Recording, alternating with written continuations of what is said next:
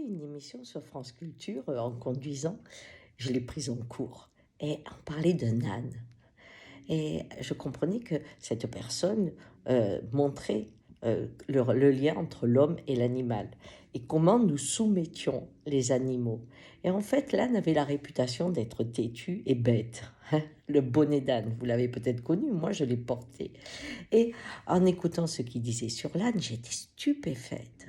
Parce qu'il racontait que quand on tapait un âne par rapport à un cheval, eh bien l'âne, lui, s'intériorisait. Il se pétrifiait à l'intérieur. Il commençait à se fermer. Et plus on le tapait, plus il se fermait. Son corps, son métabolisme, tout se mettait au ralenti. Alors que le cheval, eh bien, lui, il rue, hein, il botte, il fait plein de choses. Il arrive à exprimer le fait qu'il ne veut pas être soumis en s'extériorisant. Alors j'étais contente d'écouter ça parce qu'effectivement, moi j'étais têtue. Et quand on me tapait, je me refermais.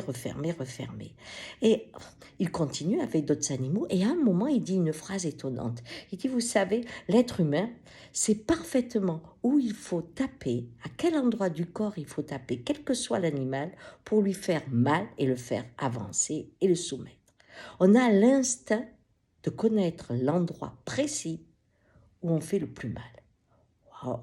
Là, ça m'a fait réagir d'une façon incroyable.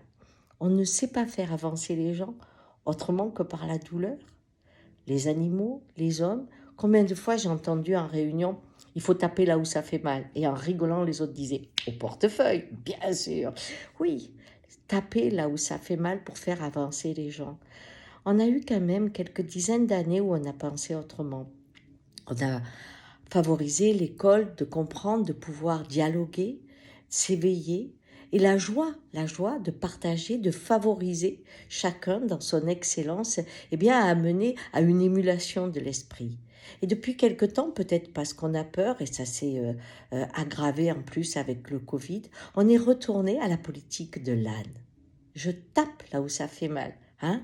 On l'a vu avec les Gilets jaunes, ils se sont battus. Qu'est-ce qu'ils ont eu mal, hein, cette police qui est devenue, comme dans les pays totalitaires, d'une violence incroyable. Et cela a fermé. Car beaucoup de gens, après les Gilets jaunes, se sont fermés. On dit, ça sert à rien. Ça sert à rien. On peut rien demander à l'État. Il n'écoute pas. Hein. C'était incroyable. Comme la Convention citoyenne. Hein. Quand les gens ont parlé, c'était une autre façon. Et puis, ils amènent des idées. Puis là, rien. Et là, psychologiquement, c'est un coup, hein. On touche l'esprit, on touche le corps. Mais dans les deux cas, c'est la politique de l'âne. Le Covid et la peur, une peur, la politique de l'âne. Alors on se referme. Et on ne laisse passer que les mots violents, hein, ceux qui parlent avec haine, parce qu'au moins ils favorisent l'âne. Voyez-vous, je me disais dans les couples aussi, des fois, quand on se dispute, on s'est touché exactement là où ça fait mal.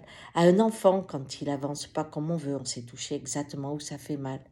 Et à quel moment de la vie on touche là où ça fait du bien? Vous avez remarqué quand on est amoureux, tout d'un coup, on s'est révélé à l'autre des endroits et ça le porte, ça le fait avancer. Hein? Donc on peut faire avancer autrement. Car quand on a de l'amour, eh bien on touche exactement au point qui fait du bien et qui fait avancer. C'est peut-être ça le grand tournant. Après la politique de l'âne, on ne soumet plus l'individu, mais on le rencontre vraiment. Et la bienveillance fait fleurir un autre monde, n'en doutons pas.